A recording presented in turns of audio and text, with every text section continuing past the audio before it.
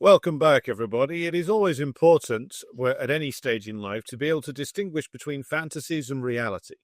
One might have the fantasy of being a medieval knight rescuing a fair maiden from a tower when one is 6 or 7 or 8 years old, but at the age of 30 or 40, if one cannot ride a horse, does not possess a suit of armor, or does not know of any damsels in distress needing to be rescued from a tower, perhaps one should abandon the dreams. Also, one may dream of being an astronaut or indeed a cosmonaut. Perhaps we should use that term. One might dream of being a cowboy, except for the fact that the old west is very much gone, and one would need to go and work for Monsanto these days if one wanted to perform the same role.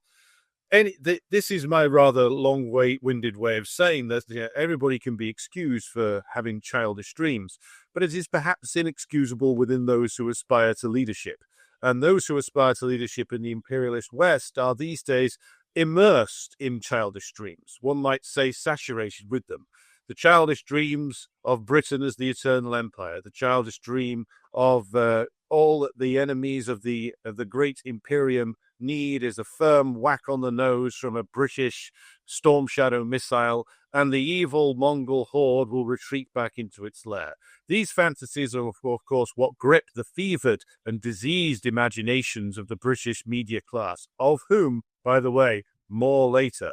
And it is these fantasies which we, dear viewers and listeners, exist to expose for what they are, to drag out of the foul crypts of the imaginations of the British Fleet Street commentariat and drag them into the light of the dawning world, which is, of course, one in which the Anglo world no longer is the sun and the moon.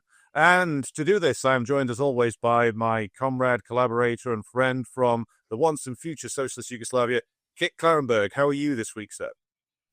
I'm doing very well. At the risk of being extremely smug, it's always it feels validatory and also somehow encouraging when our analysis is almost instantly validated by and endorsed by the mainstream media. It's almost as if they watch this show, or indeed their controllers in the security and intelligence services who are tasked with watching this show, have words with them about lines to take afterwards. Because we a couple of weeks back we had, and this is available as an exclusive clip, and I would urge our viewers and listeners to check this out because it's it is very funny.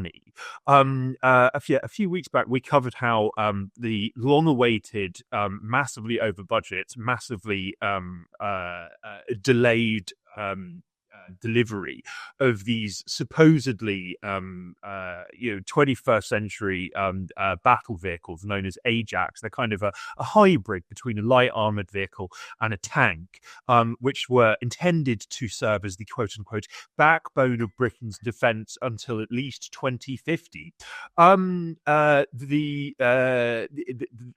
We had a good old rant and laugh about how the media was acknowledging that these vehicles are like completely useless, and that Starmer was planning to just dump them on Ukraine so they at least serve some apparent purpose. And since then, there has been a flurry of political and media interest in what an abject disaster this Ajax vehicle is.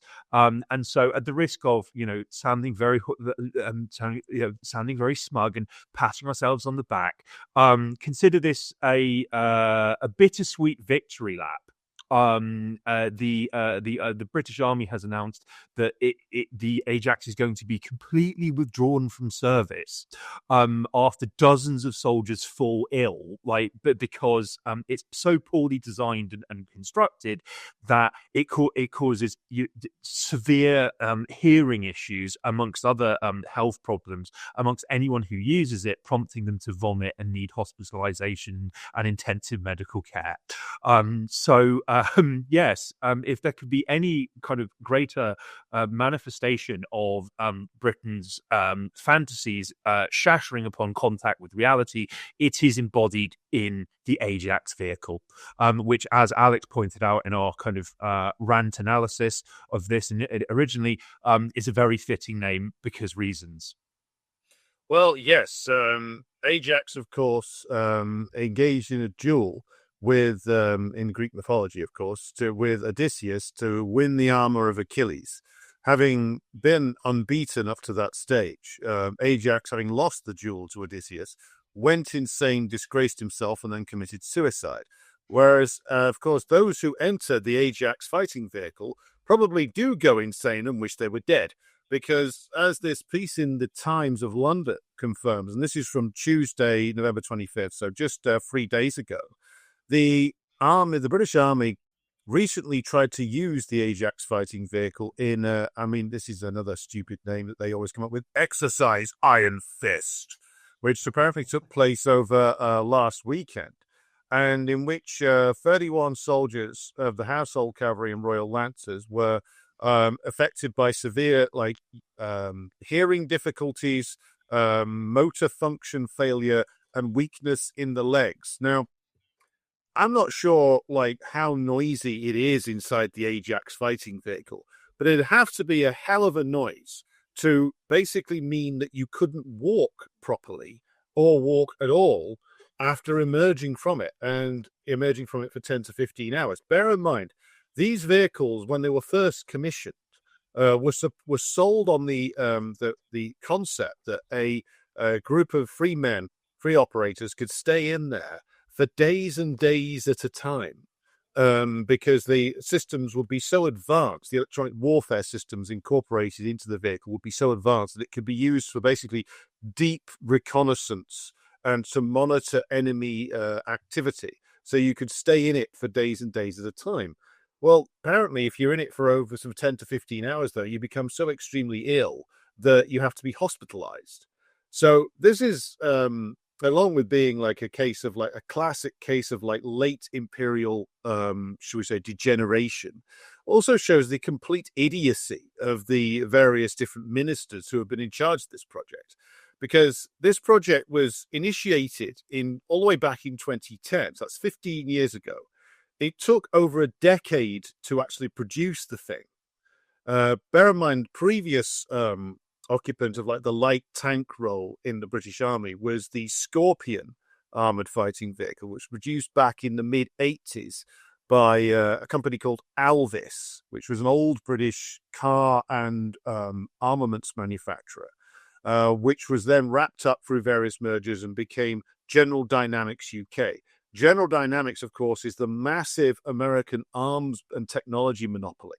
So this is the British wing of it. And it shows also how progressively over many, many years, any independent operations that the British ruling class have in terms of industrial and military production have slowly been absorbed by the United States. So the British used to have their own aircraft industry, their own weapons industry.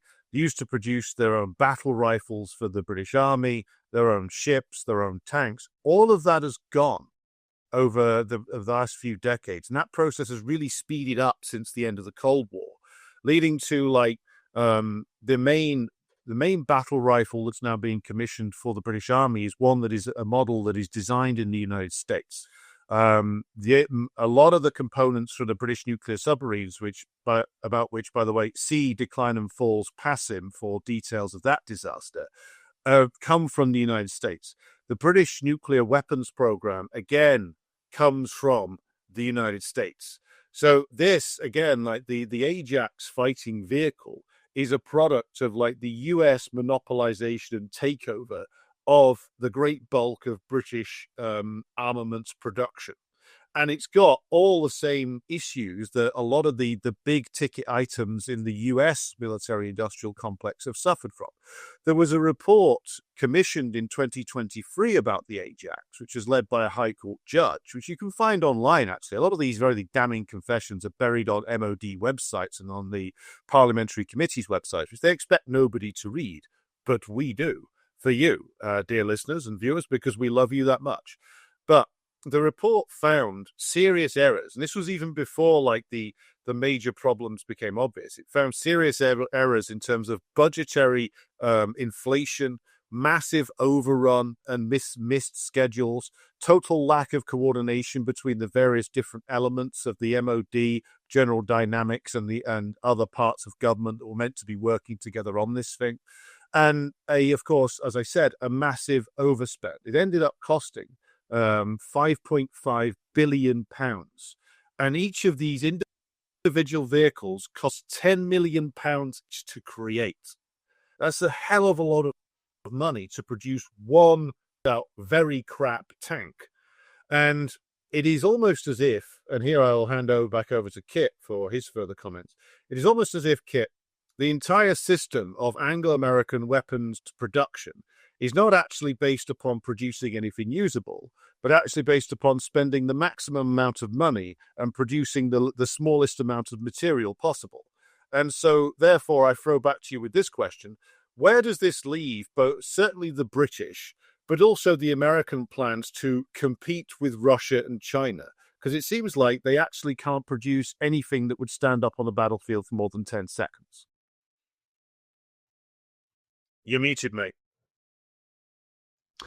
Sorry, yeah, it must be stressed that mere days ago, there was and this kind of flew under the radar. It like briefly generated some headlines and then got completely forgotten about. There was an official report, apparently many years in the making, by a parliamentary committee, which concluded in not so many words that Britain is absolutely screwed, and it cannot defend itself. I mean, what the UK would need to defend itself from, I'm not sure. Maybe its own ruling elite, perhaps, but I don't think that's on the menu. And it specifically states that that the UK does not have a defence industrial base worthy of the name. That attempting to rebuild it is going to take decades and enormous amounts of money. And along the way, Britain will still be left behind because they won't be able to keep up with innovation.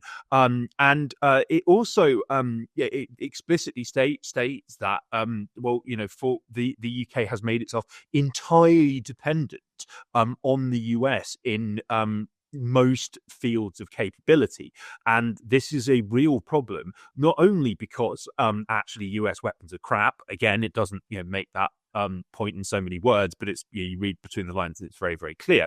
But also because the US itself is just it's they're not keeping up with innovations. Like we had a good old laugh again on the show I think it was a few months back now, when an official US Army Twitter or X account, it posted a video of a drone dropping an explosive, and it said in shouty, excited capital letters, "Have you ever seen a drone drop a grenade?" And it's like, yes, every day since February 24th, 2022 in Donbass.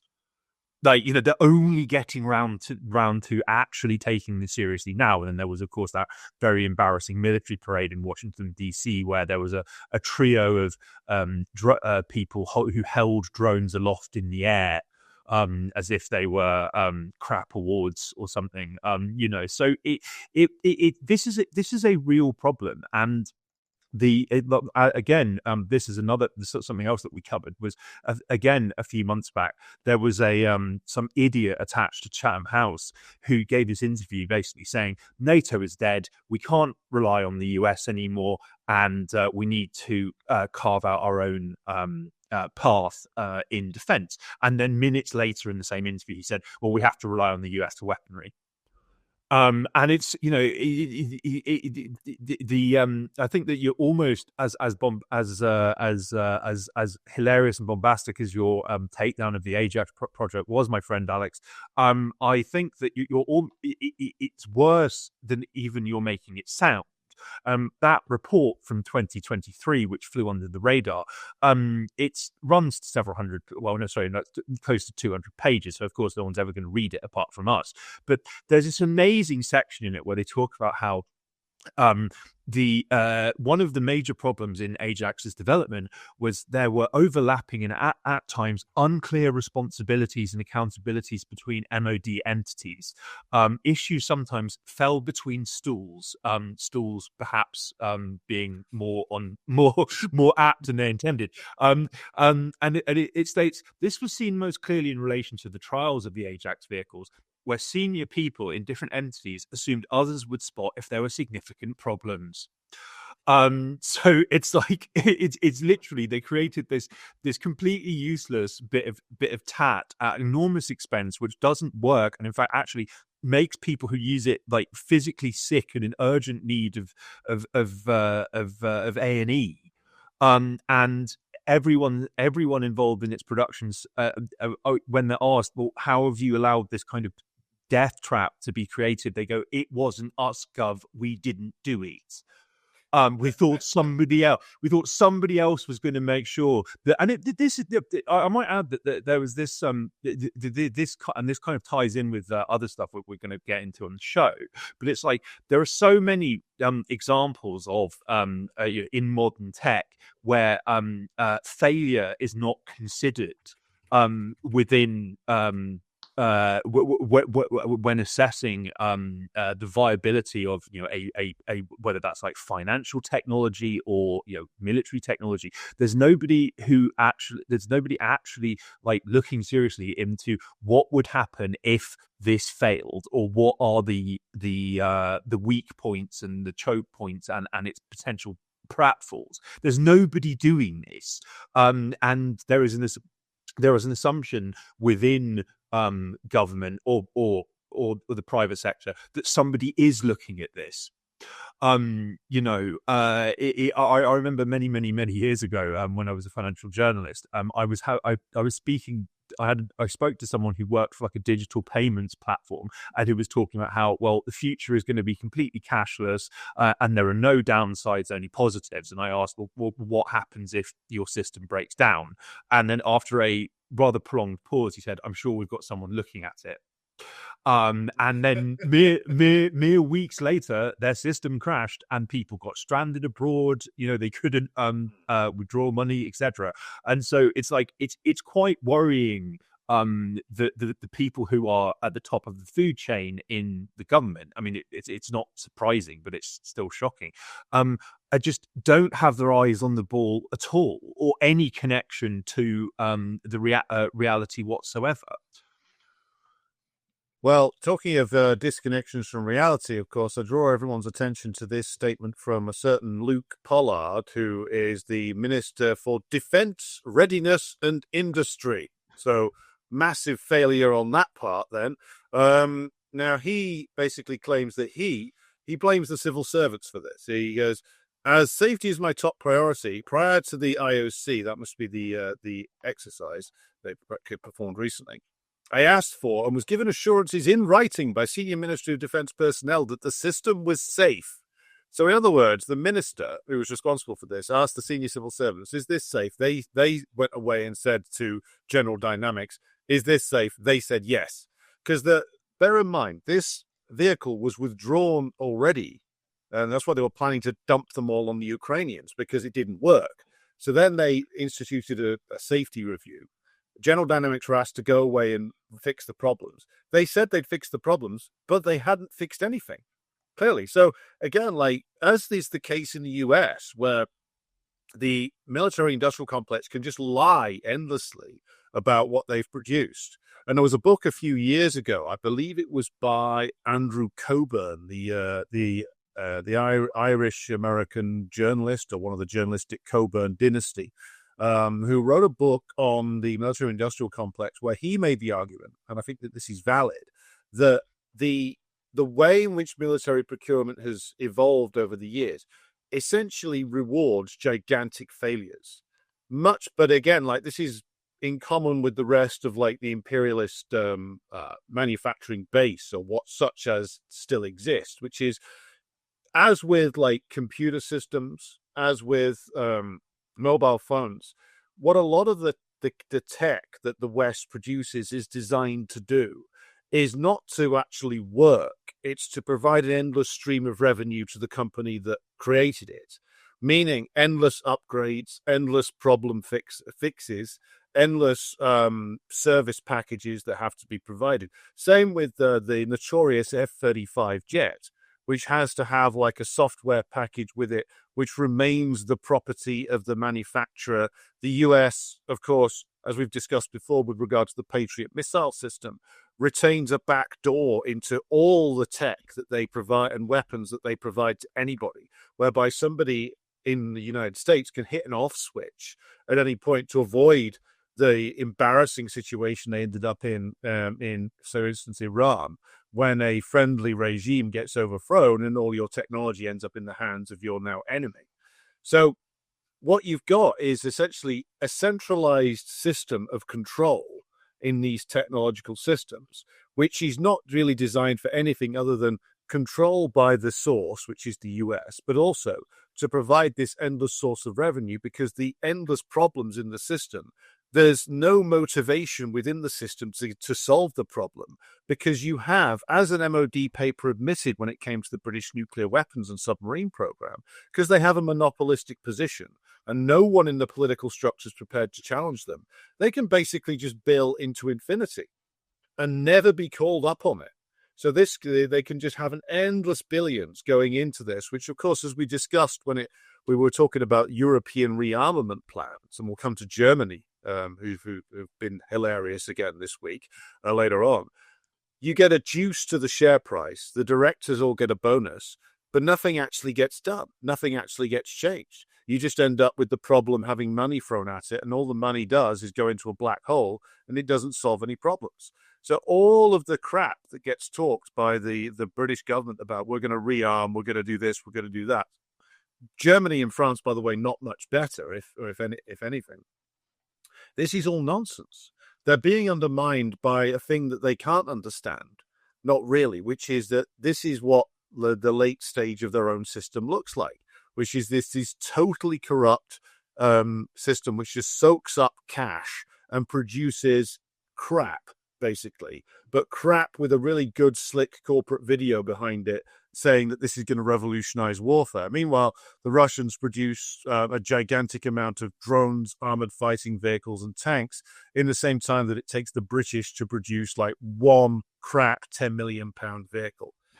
Kit, did you have anything more to add on this lap of victory? They've been kind of forgotten now, such as the pace at which events move. But Craig Murray, who's the former British ambassador to Uzbekistan, who became a whistleblower and investigative journalist, he, I think this was right around the time that Palestine Action got banned, got prescribed as a terrorist group, that he uncovered how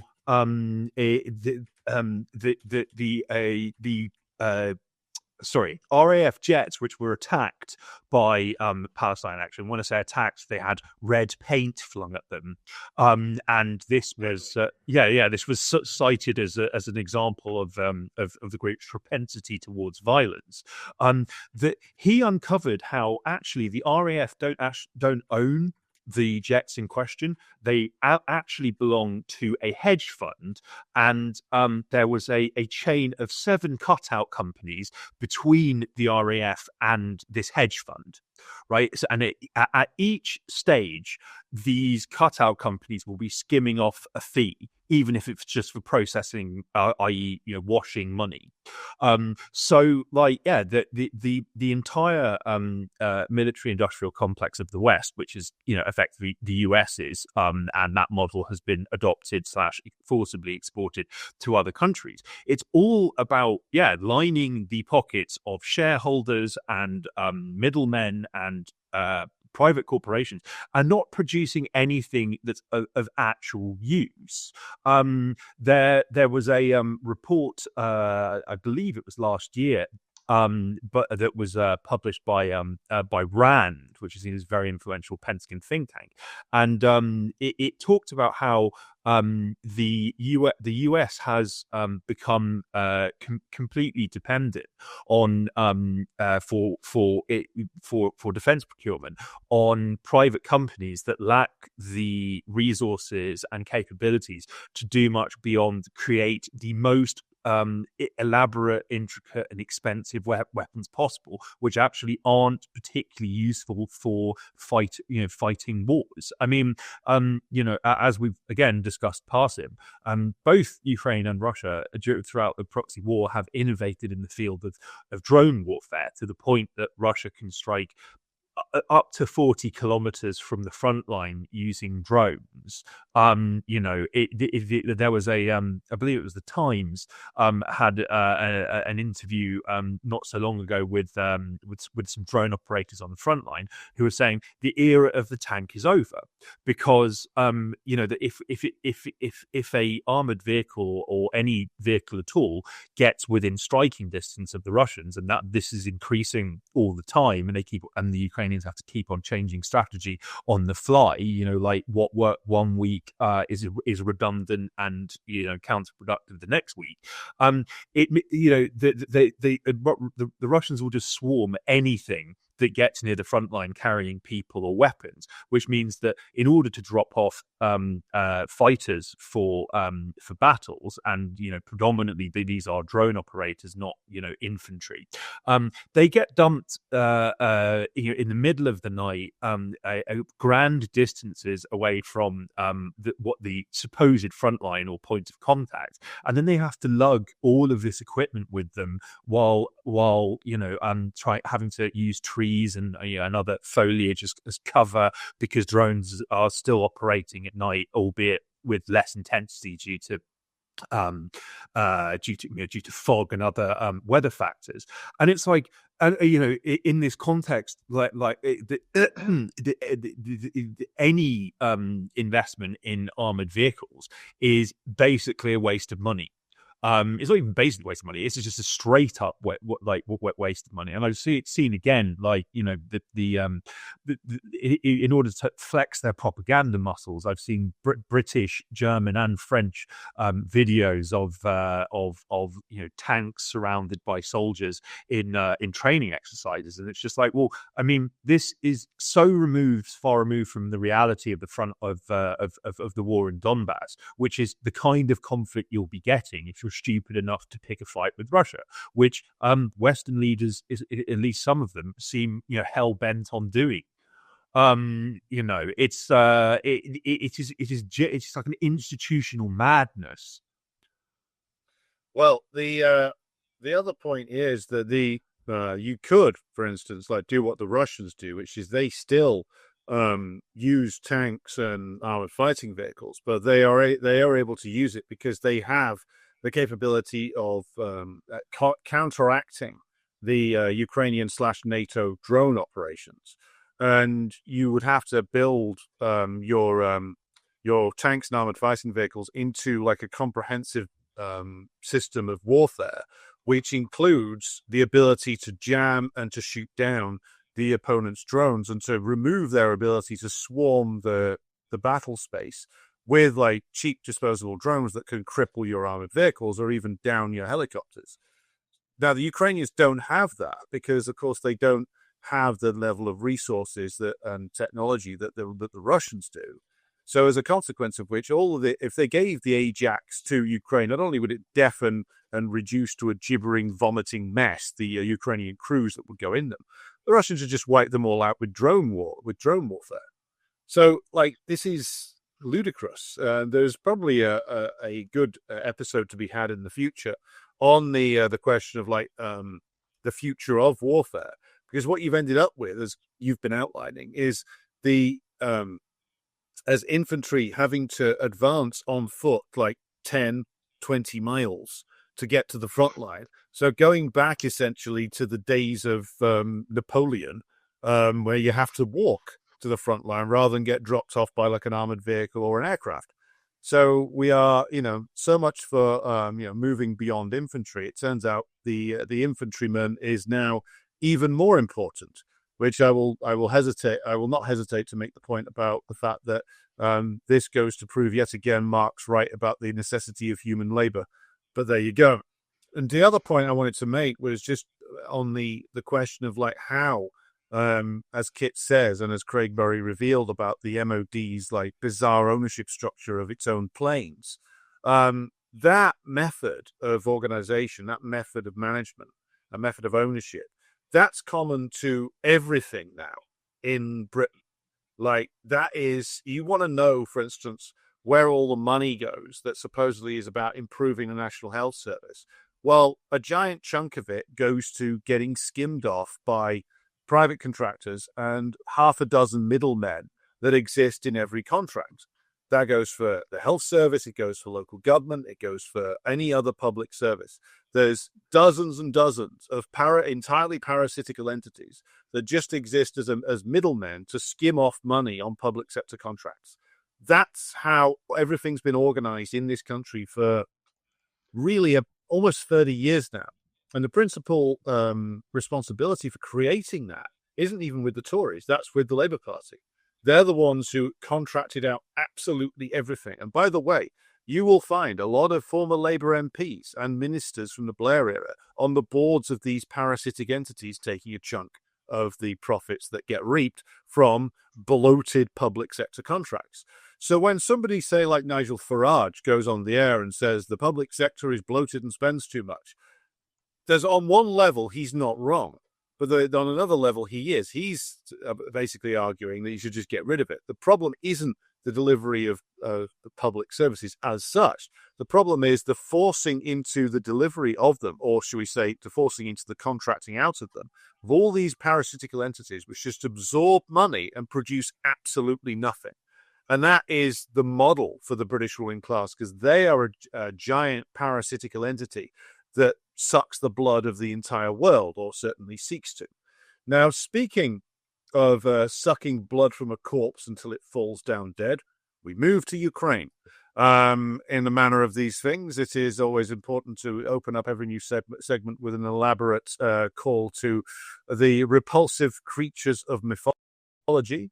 But there's no need for mythology when one deals with the machinations of the British ruling class. And indeed, we have seen a lot of machinations over the course of the last couple of weeks. So we have another round of what I can only describe as bullshitting coming from the American side now, where since the rapid Russian advances into places like Pokrovsk and other areas in the northern parts of the line in Ukraine, the Trump administration has stood wailing and jabbering again about their supposed peace plan.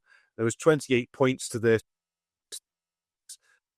The British and the French then objected because the apparent peace plan had within it territorial concessions such as that the Ukrainians had to give up the rest of Donbass. Now, by the looks of it, they're going to be out of it pretty soon anyway. The Russians are also moving forward around the Kharkov area and in the Zaporozhye area, and it looks like they're going to move into Kherson again, which they withdrew from in 2022. Actually, 3 years ago, they withdrew from there. And even Ukrainian former senior military officers who are still loyal to the regime are saying, well, if it carries on this way, they're going to take Kherson, they're going to take Zaporozhye, they're going to take Nikolaev, and then basically it's on to Odessa. So whenever there is a significant Russian advance, there is a panic in the West, and there is a sort of scramble for some kind of attempt to bring the war to a close. Trump, or people working for Trump, published this so-called peace plan. It was then contested and argued with by the Ukrainians and their European and British backers. The Ukrainians then said they would give up no territory whatsoever. Again, the Europeans said that they wanted a Ukrainian army that still numbered at least 600,000, which, by the way, would make it one of the largest armies anywhere in the world, which, of course, is totally unacceptable to the Russians.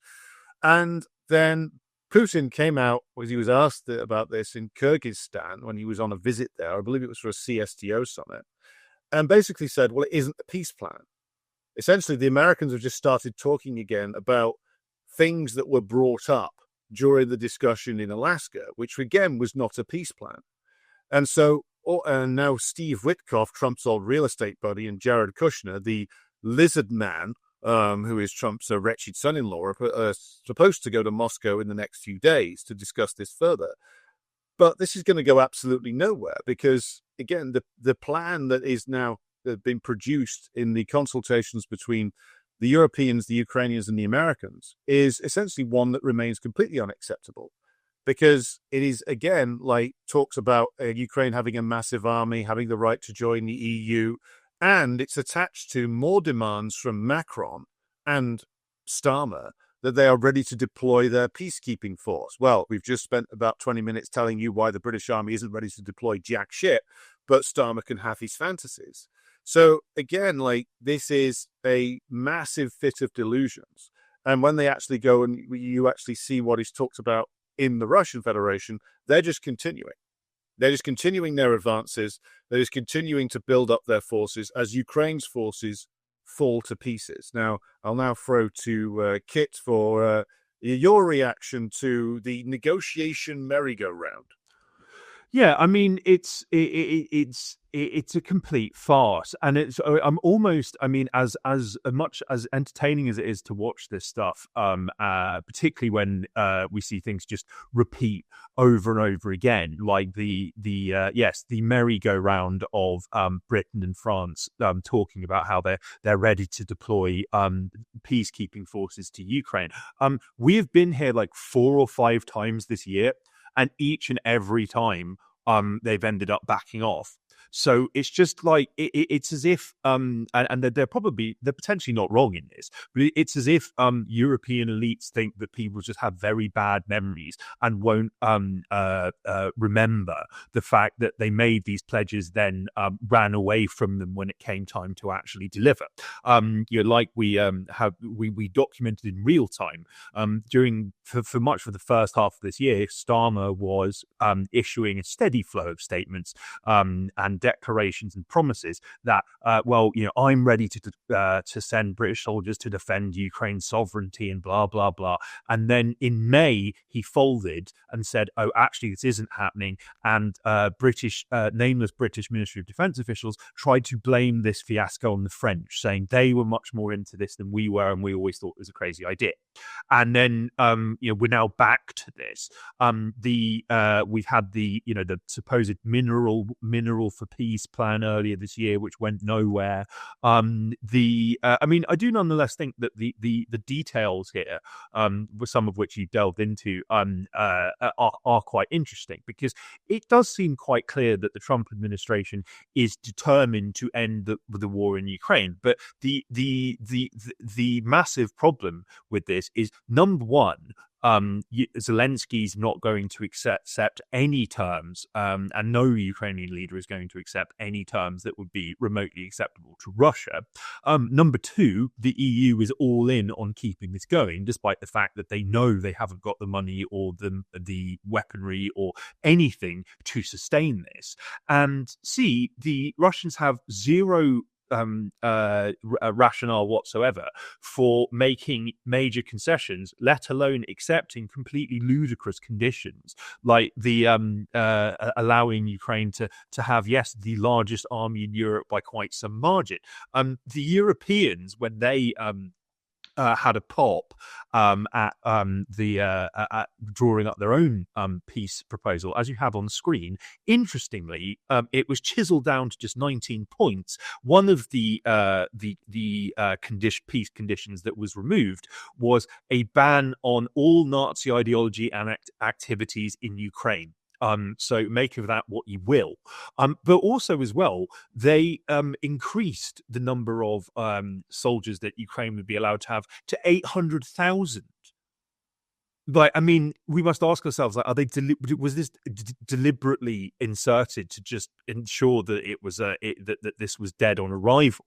I mean, that Putin initially did express some kind of willingness to at least consider some of the US's proposal, and said, well, this is at least the start of a serious discussion. But that Russia would obviously enter those talks with, the end goal being to shape whatever points remain that they were willing to accept into a form that was, yes, like, acceptable to them. But they're probably not going to do it now, because Trump's made himself again appear like an unpredictable weather vane, going from it was only a few weeks back he was saying, I'm absolutely convinced that Ukraine can win this with the right support and backing, and then suddenly he's all in on peace again. The Russians don't like unpredictable characters in politics.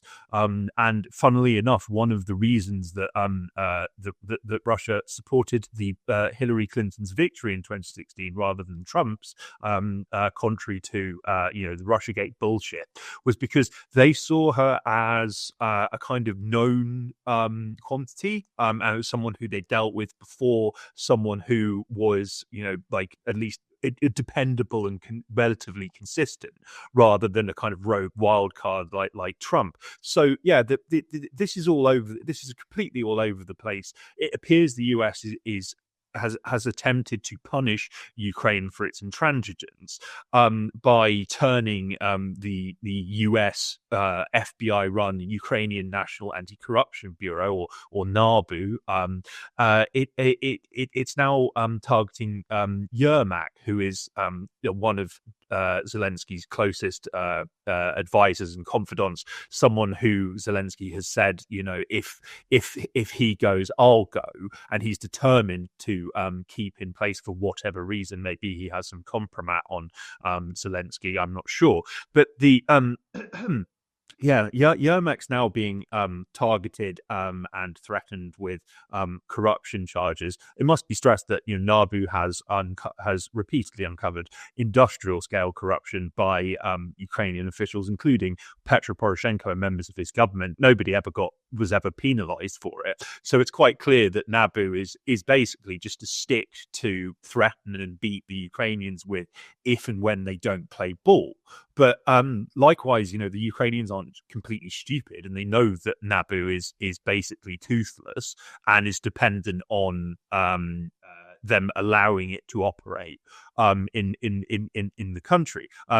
We did have there when Zelensky attempted to take the agency under his direct control. There was open talk of a revolution, and Zelensky having gone too far, and the time had come for his ouster or removal, which vanished when he backed off.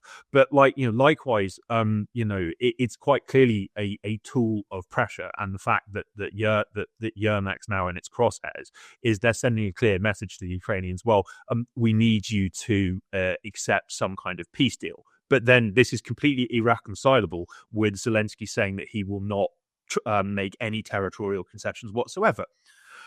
So again, the Ukrainians are painted into a corner. The Europeans and the US are painted into corners, and Russia's just advancing everywhere. And I think that this is a point that we've made over and over again on the show, but it does bear repeating. Is the numerous peace proposals have been put forward by the Kremlin since this started, and each and every time they get rejected, the Kremlin has made very clear, well, that's the best deal you're going to get, and the next time we talk, the terms that we're seeking will be very different.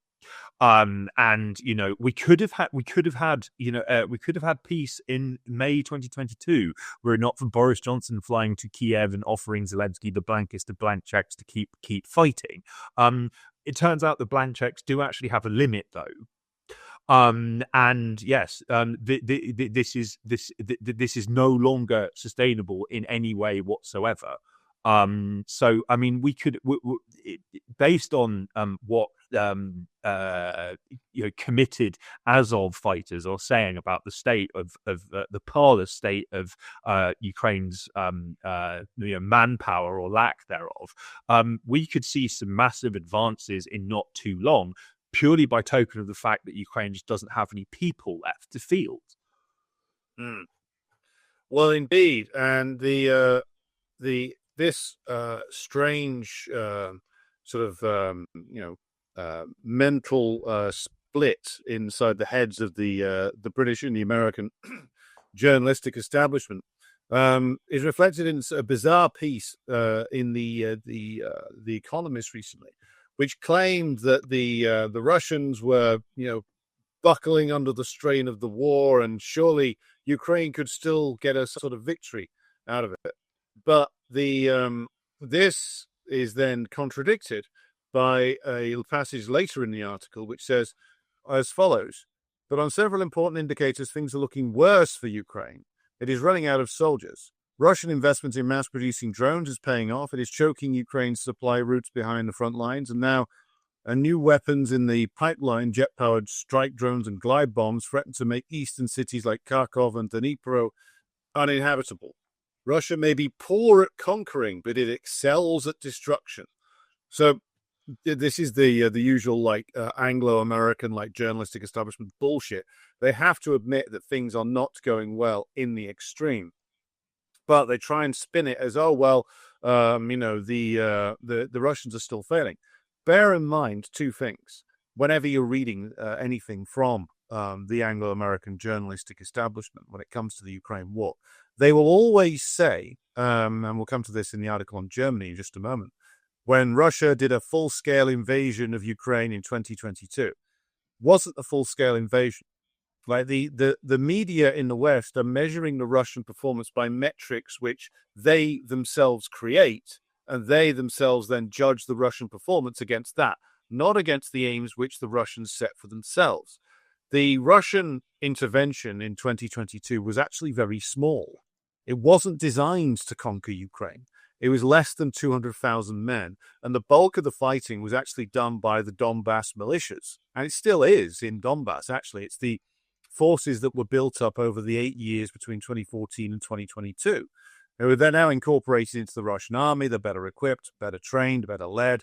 But still, it is the Donbass men themselves doing the fighting. It's expanded, of course, over the last 3 years. But it was essentially an intervention to back them up and make sure that they didn't get crushed and exterminated by a NATO assault, which, as we've covered before, based on the operations that NATO was running in Croatia in the early 1990s. So the point about this is that it wasn't a full-scale invasion. It was designed to produce a negotiation, which is why there were the talks. It's why there were the talks in Belarus and ultimately in Istanbul. And it's why Boris Johnson flew in, partially on behalf of the British ruling class, but also on behalf of the Americans, to make sure that those talks died and went nowhere, and that the war, in fact, expanded. So the Russians have focused, as they have said over and over again, on demilitarizing Ukraine, meaning basically destroying all the material, the war material that the West has provided, and all the Soviet legacy material that was left there, but also on destroying the human material, meaning the people in the Ukrainian army, of which, according to various different estimates, there is now the case that over 1 million have either been killed or wounded to the point where they can't be put back into action anymore. Now, you'll see claims from New York Times, Wall Street Journal, Guardian, Telegraph, etc., that the Russian casualties have been enormous. But as even the BBC's propaganda unit, in the collaboration with a Khodorkovsky organization, Khodorkovsky, of course, the exiled Russian oligarch, have put in Media Zona, which is supposedly their count of the Russian casualties. The maximum they can come up with is 149,241. Now, Ukraine's casualties are over 1 million. And the Russians, if the kill ratio is 10-1, then this is a ratio that will see Ukraine get depopulated and destroyed very soon. So when you're reading anything from the Western press, and I know good viewers and listeners, you will be, shall we say, media literate enough to understand the propaganda. But if you're seeing anybody else repeating this, you need to ask the question, why is it that these writers in The Economist, The Telegraph, etc., say the Russians have failed, huge casualties inflicted, they haven't conquered all of Ukraine? Well, those aren't metrics that the Russians themselves use to measure anything. They measure things on how much they destroy the threat that Ukraine could pose. And if the casualty rate is, as it is stated to be, 10-1, then pretty soon the entire front line is going to fall to pieces. And at that point, if there's no negotiated settlement, which I don't think there will be, you'll probably see the Russians make a more quick advance towards the cities of Zaporozhye, Kherson, Nikolaev, and ultimately Odessa.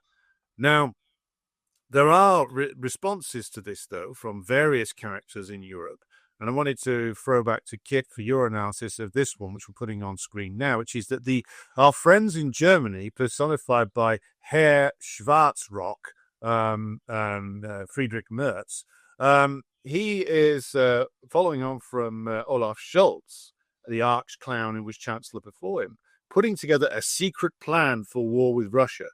But what this basically reveals in this article is that Germany, in actual fact, is in absolutely no condition for war with anybody, let alone Russia. Kit, I'll throw to you now for your analysis of the latest German secret plan. Yeah, a cunning scheme in the parlance of Blackadder. I think that this is I really enjoyed reading this because it's so funny. It has this very dramatic intro where it states a dozen senior German officers convened at a triangle-shaped military compound in Berlin about 2.5 years ago to work on a secret plan for a war with Russia. Now they're racing to implement it, and it sounds like I almost believe that this is something substantive, and then it just goes into how they've had all of these training exercises, which are seem to have zero relation whatsoever to what the reality of actual war with Russia would be. I'm not sure why Russia would want to wage war against Germany. I mean, the increasingly bankrupt and completely US dependent effect, neo colony,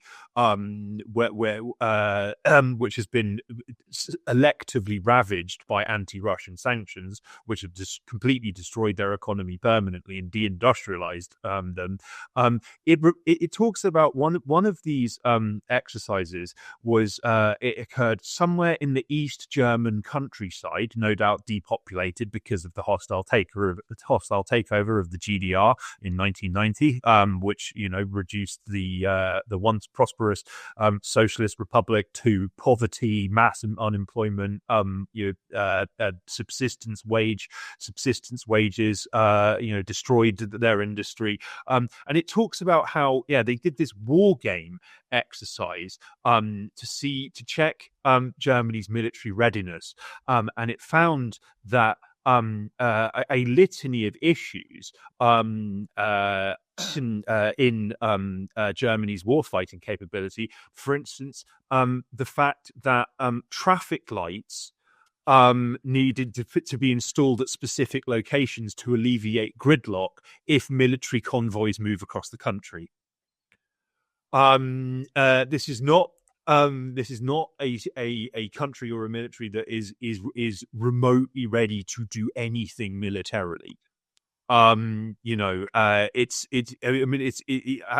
say, it's worth reading this in detail because it's full of these hilarious details. There's a section which states, again, a stretch of road on a federal highway in Western Germany offers a metaphor for how Europe lowered its guard in the past 4 decades of peace. It talks about how that there are no overpasses or power cables in sight, it's like just this kind of abandoned airstrip that would need serious investment and an enormous amount of time to get up and running again for war fighting purposes. It's not going to happen.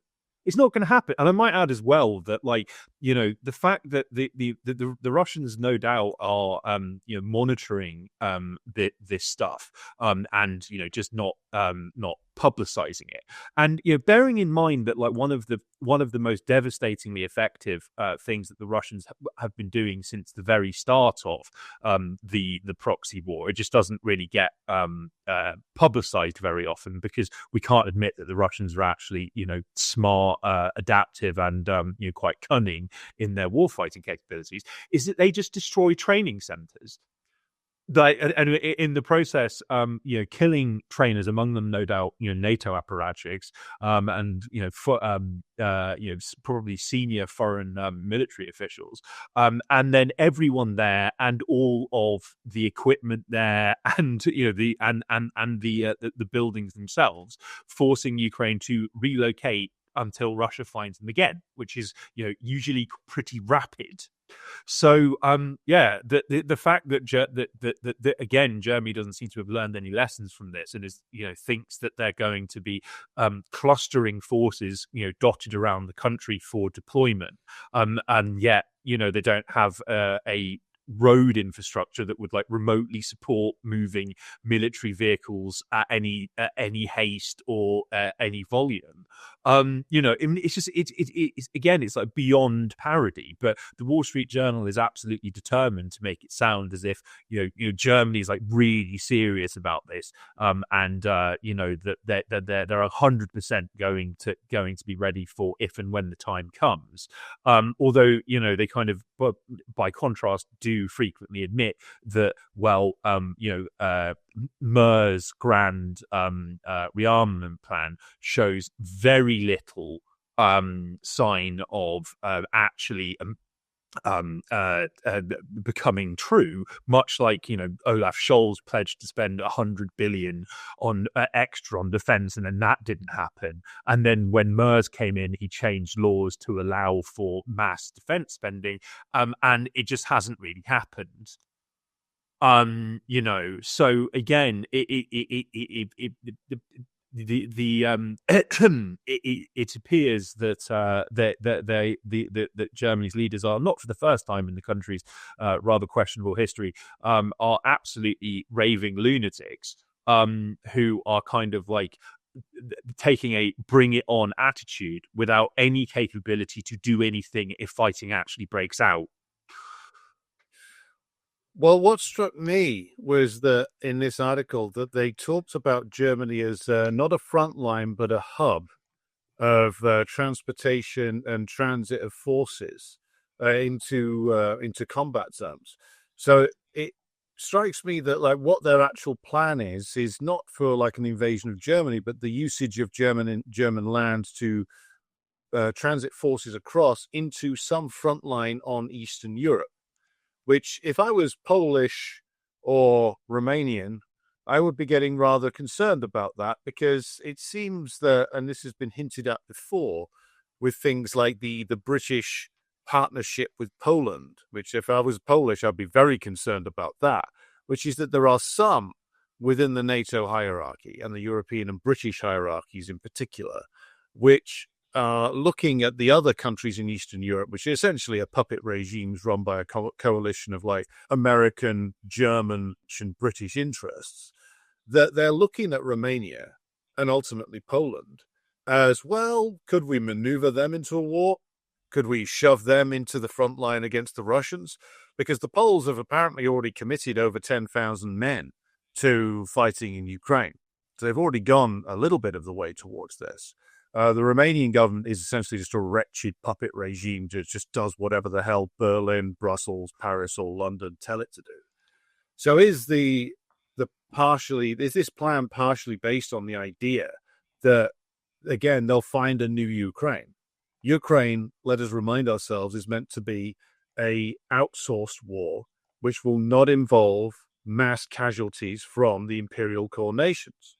So again, if you're in Romania, if you're in Poland, if you're in Bulgaria, if you're in the Czech Republic, be very afraid, because your European partners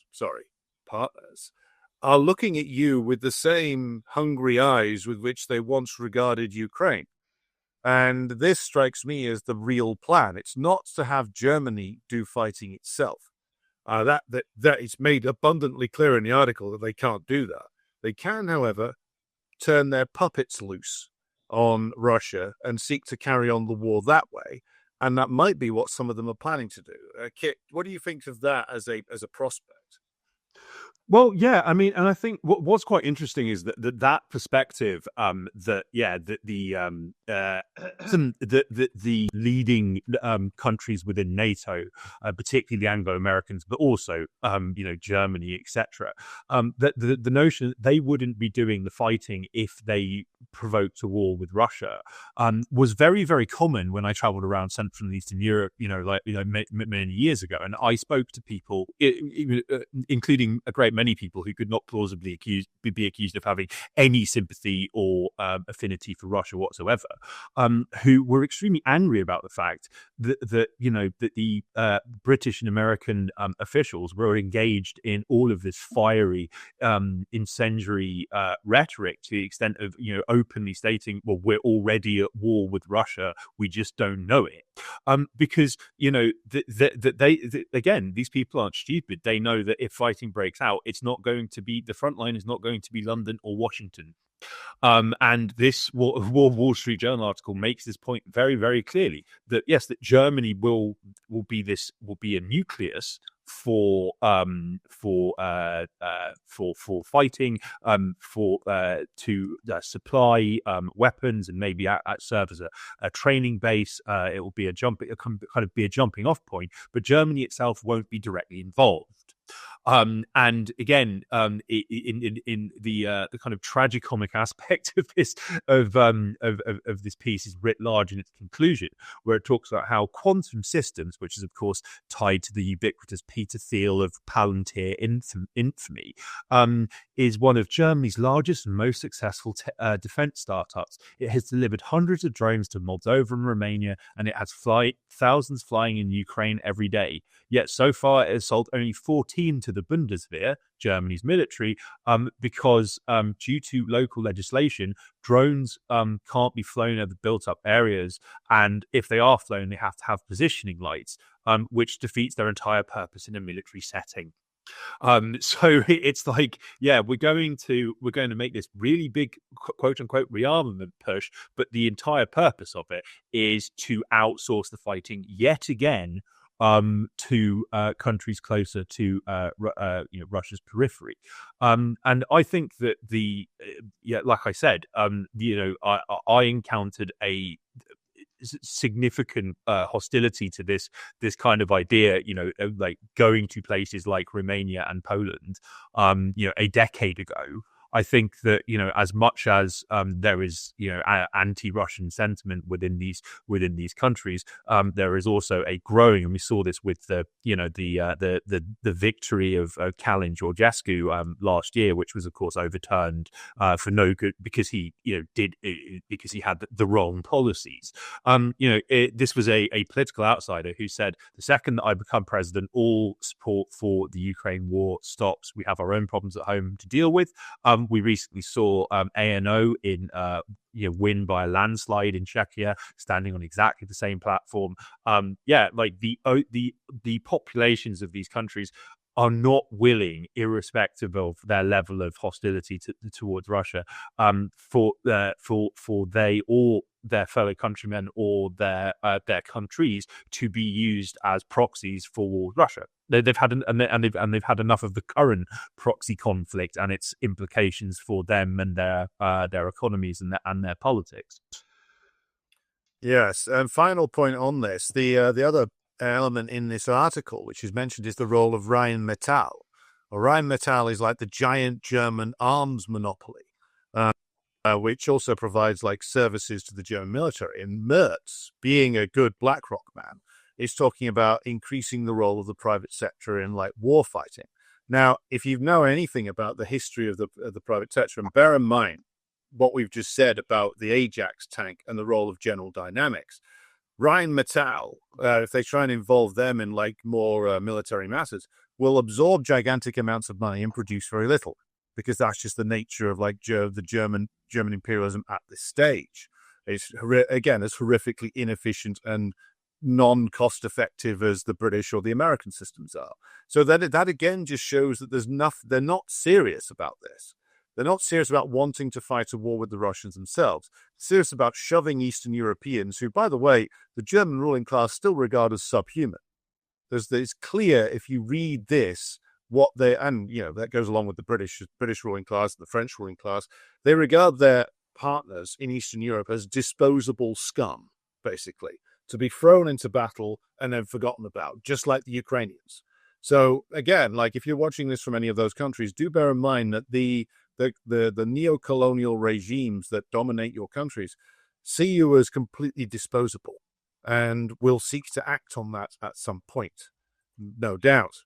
Now, Final point about on the story, the Ukraine update for this week is that the Americans have been seeking other sources of, shall we say, cannon fodder, and of course have turned apparently to the Philippines. Now, this was reported by the Russian Ministry of Foreign Affairs spokeswoman Maria Zakharova, but so you could say dismiss it as Russian propaganda, but it fits with a lot of other reporting that has come out of Ukraine with regard to who's actually doing the fighting on the ground now. We see, again, dozens and dozens of reports of Colombians, Brazilians, various other characters from places like Taiwan, Japan, but predominantly the one big group that's been identified as dying there recently have been Colombians, particularly Colombians who were veterans of either the Colombian National Army and their war against FARC, or the Colombian death squads / paramilitary units, who were also part of that under like the likes of Alvaro Uribe, etc. So they've gone over there and have apparently died in large numbers. So perhaps that particular source of labor is drying up. So the US has gone looking for another stooge regime who can supply mercenaries. So they have turned to the Philippines, now run, of course, by Marcos Jr., son of the late dictator Ferdinand Marcos, who displaced Rodrigo Duterte, who was very conveniently bundled off to the Netherlands to face trial for supposed crimes against humanity as part of the war on drugs that he was waging. Now, funny how that seems to happen. Now, the fact that they've had to turn to the Philippines, again, shows us that they have no intention of risking their own men in this war at all. Because if you follow, for instance, any decent analyst of like the actual U.S. military capacity, you'll see that the proclaimed number of troops that they've got in their army, which is just over 400,000, is in no way representative of what they could actually field. And the political dynamics inside the U.S. are as such that actually going to war in a serious way would be problematic, to say the least. So what do? You create puppet regimes, and then you offer big money. Apparently, they're going to offer $5,000 a month to Filipino veterans of their army and their police forces to go and fight and presumably die in large numbers in Ukraine. So this is the new plan. Same as the old plan. It's just that they've had to migrate away from South America to Southeast Asia to find their mercenary bands. But this doesn't exactly show a confident U.S. regime ready to march off to war in Ukraine, does it? No, not whatsoever. And I think it's this is something that we've discussed before. Is that like the entire purpose of NATO, and this was openly spelled out by George Soros in an essay he wrote. You can find it on his website in the early 90s. Is that NATO expansion will benefit the US because it reduces the risk of body bags returning to Western capitals, which are the biggest inhibitor on military action. Now, we see the US apparently, and we'll get into this in due course, pushing towards inexorably towards outright conflict with Venezuela. That could quickly become an extremely bloody quagmire. And I think that there is the military has an informal rule called the Vietnam rule, which is that you can't fight a war that has a lot of casualties coming home. That's exactly what they're going to get if they go ahead with this. So I think that kind of that is perhaps a mitigating and factor and source of some reassurance that that the conflict isn't going to erupt. But never underestimate the insanity and delusion of Western ruling elites. Recurring theme on this episode and this show more generally.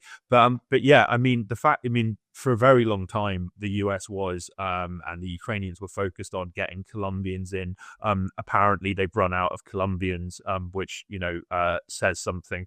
And they're now focused. They're now focused on the Philippines.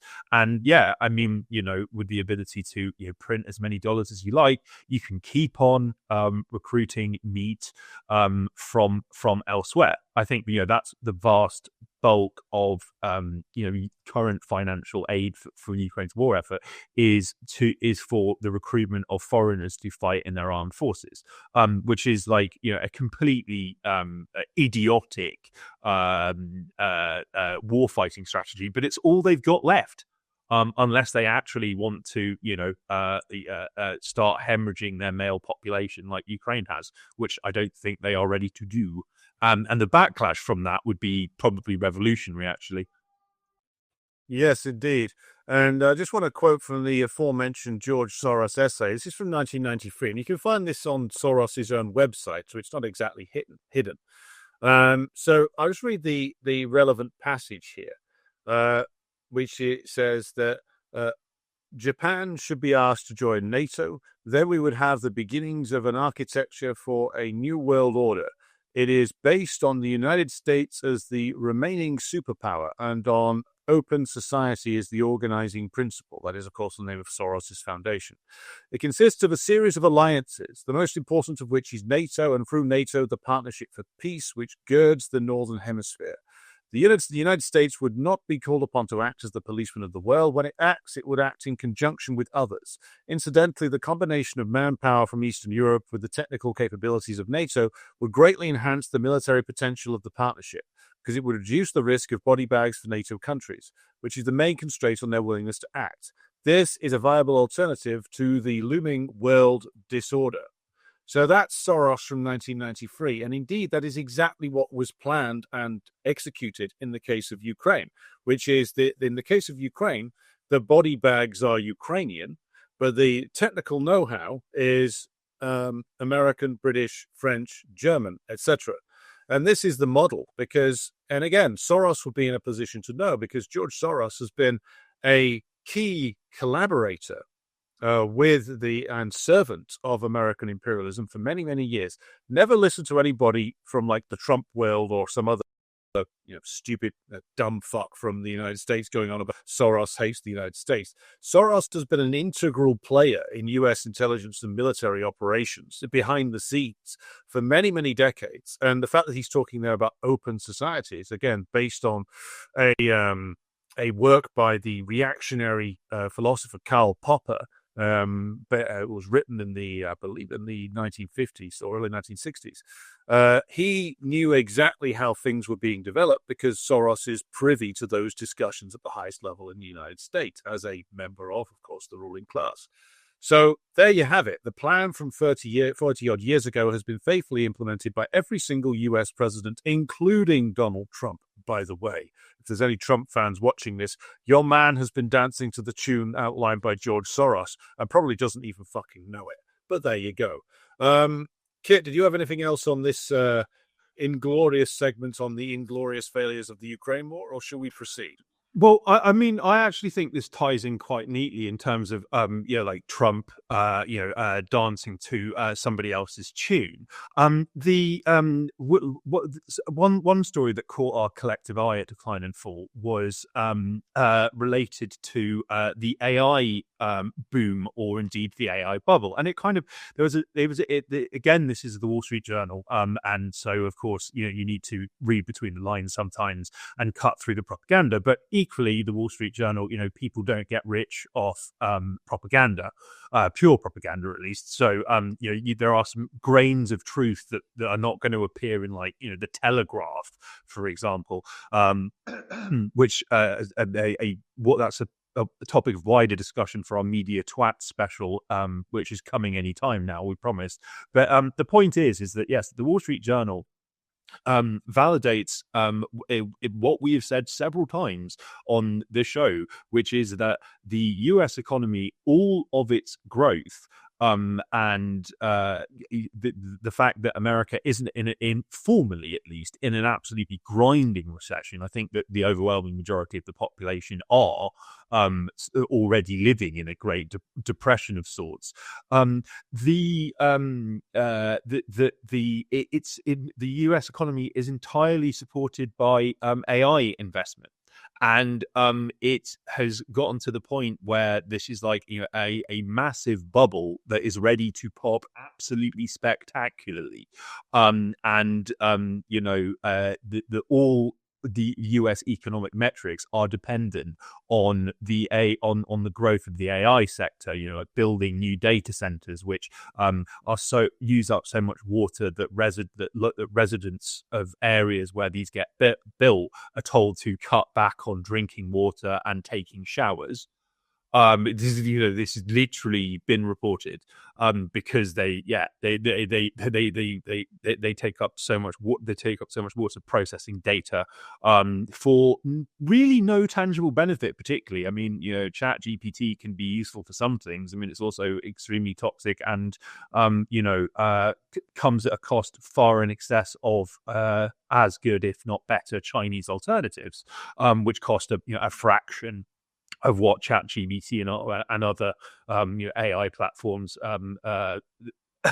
cost to maintain and operate. And there's a quote in the Wall Street Journal from a Bank of America economist saying AI is the only source of investment in the US right now. Now, you got to bear in mind that when Trump came in with enormous fanfare about the power of AI and was talking about integrating people like Peter Thiel and who's the guy behind Oracle, Larry Ellison, Larry Ellison, that like all of these and all of and the guy behind GPT, Sam Altman. Like that there was a huge White House press conference about how, this is the future and that the US is going to be driving the AI revolution. But I mean, in the spirit of weapons commissionings we've discussed, most of this money is going to middlemen and people who don't actually really do anything, and it's creating a bubble which could pop absolutely spectacularly and make the dot-com boom look positive, which has been rather forgotten about now. But I mean, that was a completely insane period of investor exuberance. It was a kind of miniature financial crisis almost 10 years in advance, where you had ratings agencies and big bankers basically collude to lie about the value of companies in order to inflate share prices and the wider stock market, and then the bankers cashed out while average people lost an enormous amount of money. The same thing is happening now with AI, and there's no sign of despite acknowledgements in the mainstream that there is the US being almost completely dependent on AI economically, posing very severe risks. There appears to be no sign of reconsideration or any pullback whatsoever. Things could get very interesting soon because, like I say, I think for many years, and I mean particularly since the start of the proxy war in Ukraine, which has hammered world trade, damaged Western access to all sorts of vital resources, often voluntarily due to sanctions, but stuff like fertilizer is in short supply, etc. Like the for average people, life is getting tougher and tougher all the time. But this is not reflected in official figures. And as you have up on screen now, this is another story that caught our eye. Something is absolutely incredible. More Americans are getting their power shut off because they can't afford to pay their energy bills. Which is just, I mean, this is like last days of Rome stuff, really, isn't it? Well, yes, and it shows a couple of things just on the AI point. I mean, this is another case of like capitalism and capitalists wildly overvaluing technological breakthroughs and think that it's going to lead them to the world of permanent growth. It never does, of course. What generally happens is there's a burst of exuberant investment followed by a massive crash, and then there's a massive correction. The problem is that unlike in previous waves of, shall we say, technological innovation and investment in them, almost, as Kit said, almost all growth and almost all investment in the US has just gone into AI, AI stocks, tech stocks, which have been massively boosted on the proviso that, and this is why the investment wave started, that it was going to lead to a massive breakthrough in labor productivity. Now, it won't lead to that. In fact, what it'll lead to is, there'll be some breakthroughs, but the full realization of the benefits won't be seen for many years. So they've massively overvalued all these companies. They've pumped billions and billions into them. And when it goes pop, basically all growth in the US economy, and of course, this has, should we say, an infection element for the rest of the West, being so interlinked with the US economy, everything else goes down with it. Also, bear in mind, the Western economies have never recovered from 2008. It's been essentially a long depression ever since then. And to go back to the Ukraine war, much of the reason why the West was so desperate for the Ukraine war to pay off was because they needed to collapse Russia to be able to asset strip it, to restore profitability to their own system by flooding it with purloined assets from Russia. Well, that hasn't worked either. So they keep gambling on things to try and restore growth. None of it is working. And at the same time, there's a deterioration of quality of life inside the United States for an increasingly large number of Americans. Now, if you're in certain areas of, shall we say, California or New York, or maybe certain areas of Chicago, maybe certain areas of Florida, where the rich lie and where the petty bourgeoisie still exists, you can kid yourself that everything's going just fine. But there's an ever-growing number of people in the United States who can't make ends meet. And these are the working poor as well. These aren't people who are on welfare, not necessarily. But these are people who are working full-time, can't make ends meet, getting their power cut off, can't afford to buy food for their families anymore. And the response of both the Biden and the Trump administration is to do what? Well, with Biden, it was dump a load of money into favored companies to try and restart growth. With Trump, it's basically the same thing, it's just the favored companies are slightly different. And none of it is benefiting regular Americans. Final point on this. The Francis Scott Key Bridge in Baltimore that got destroyed by a container ship crashing into it in a fit of incompetence over a year ago. Guess how much of it that they've rebuilt? Nord. The figure I'm holding up, dear viewers and listeners, is a very round one. Begins with Z and ends with O. 0. They've built nothing back again. They have spent and are scheduled to spend billions, but they're looking to get it maybe up and running in 5 years. So compare that to like the fact that the Chinese are pulling off like vast feats of engineering where they send bridges like going through giant mountaintops and have done so in a record amount of time. They've built like a huge amount of railway infrastructure over the last 17 years, while the US has barely advanced their railway infrastructure at all. What you've got in the US are tiny islands of wealth based on speculation and parasitism, whereas the rest of the country slowly falls apart.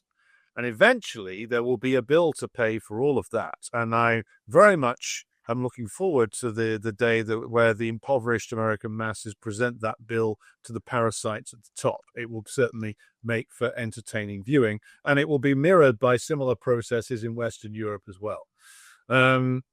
Kit, do you have anything more you wanted to add to this part? Well, I think this actually feeds very neatly into a point that we wanted to make on this show, which is, of course, that we have just it is the anniversary, was recently the anniversary of the death, the very sad death of Fidel Castro.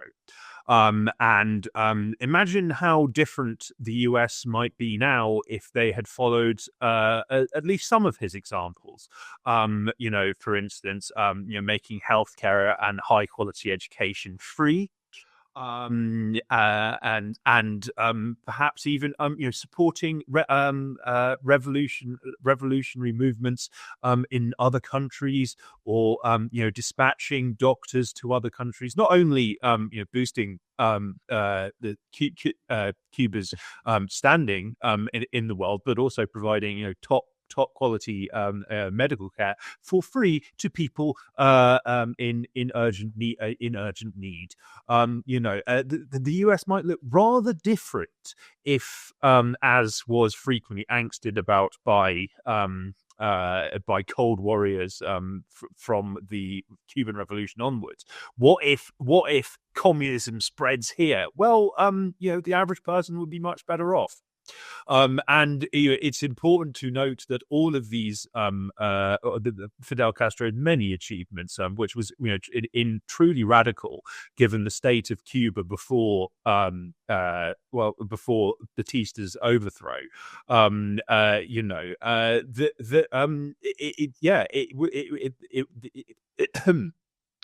He led a successful revolution, which would have been even more successful were it not for absolutely brutal sanctions, cutting Cuba off from much of the world, preventing all manner of resources or goods, or attempting to prevent all manner of resources and goods reaching this tiny island. There was a while back, there was I read an interview with a senior figure within Russia's Communist Party who said that the sanctions on Russia had been a injection of adrenaline into the country's industry, and he wished that the West had cut them out of all of their industry much earlier, because Russia would be even further ahead now.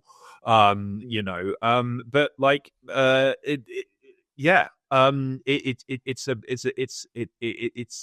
a sad date, which we should commemorate, but equally celebrate, because for all of his faults, he certainly wasn't perfect as a human being or a leader. He did do some pretty incredible things. There are countries in the global south that owe their at least relative independence to Cuba's assistance, which is a greater achievement than most leaders can claim.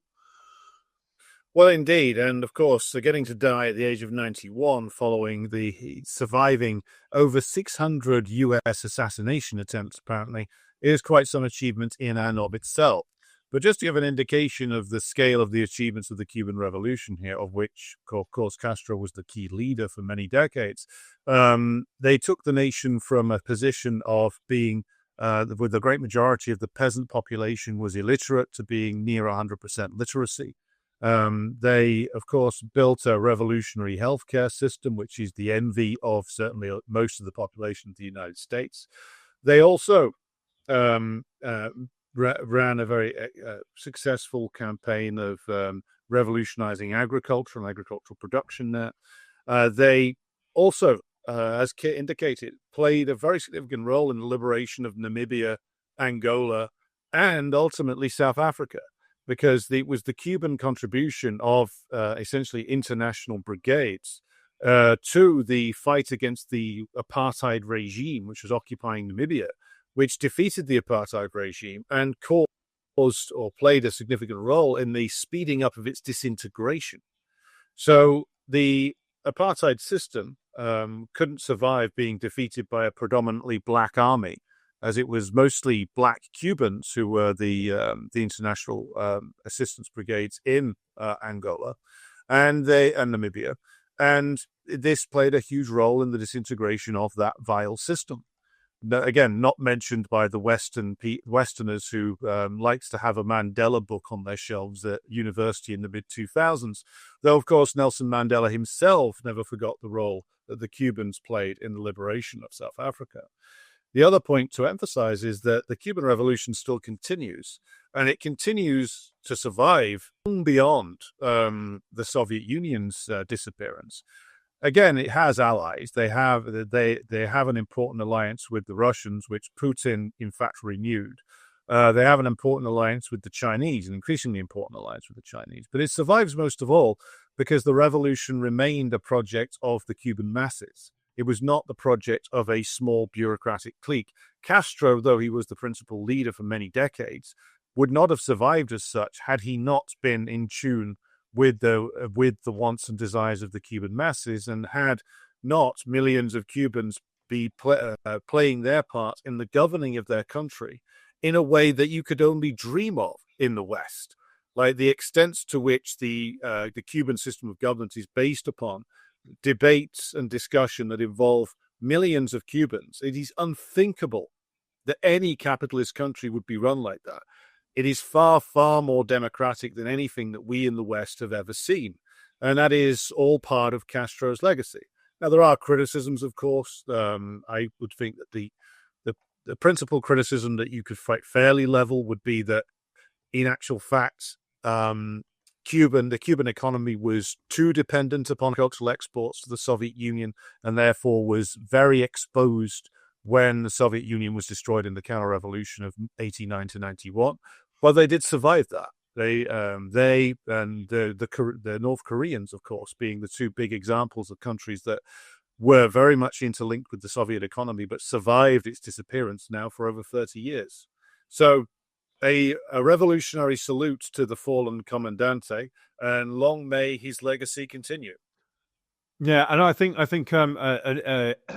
quote to round out on. I mean, it is rather belligerent, but I mean, Fidel was a badass who was an unkillable badass. So it might be rather apposite to note.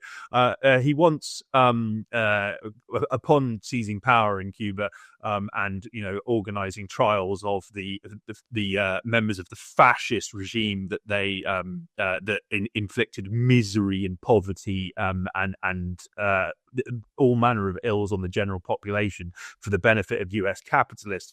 He was criticized for executing members of Batista's fascist junta, and he said, Fidel said, revolutionary justice is not based on legal precepts but on moral conviction. We are not executing innocent people or political opponents. We are executing murderers, and they deserve it.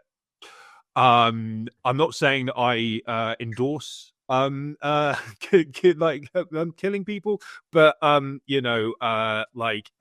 you, we'll do what we want, is a pretty good revolutionary concept that I think we would all benefit from adhering to. So yeah, Viva Fidel. Yeah, it's a pity. It's a pity things.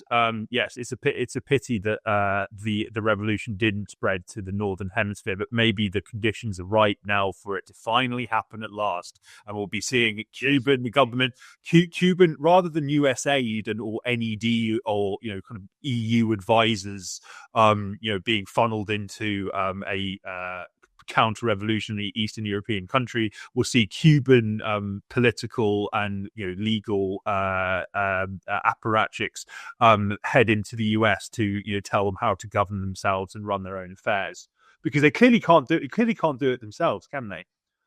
Not under this system. Not under this system at all. So, we hope you have enjoyed this stroll down the highways and byways of imperial decline, taking in wild delusions and fantasies of those in power. And, of course, ending on the positive note that the Cuban Revolution continues, and maybe one day, perhaps sooner than you think, its example will inspire the masses in the United States to one day throw off the parasitic rule of the Wall Street clique and embrace the socialist future, because there is no future for the Western nations other than the socialist one.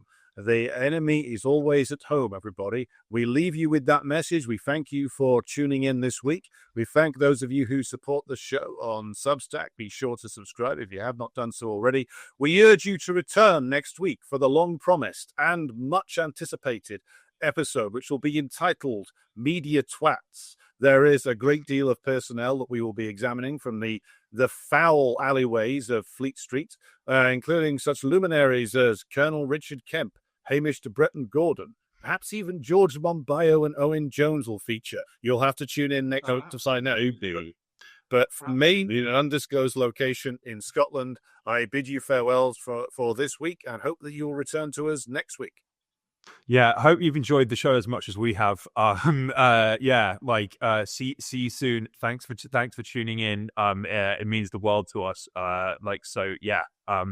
Stay tuned for more drubbings of twats. Basically, that's my final thought for today. God bless you. Take care. Viva Fidel. Viva Fidel.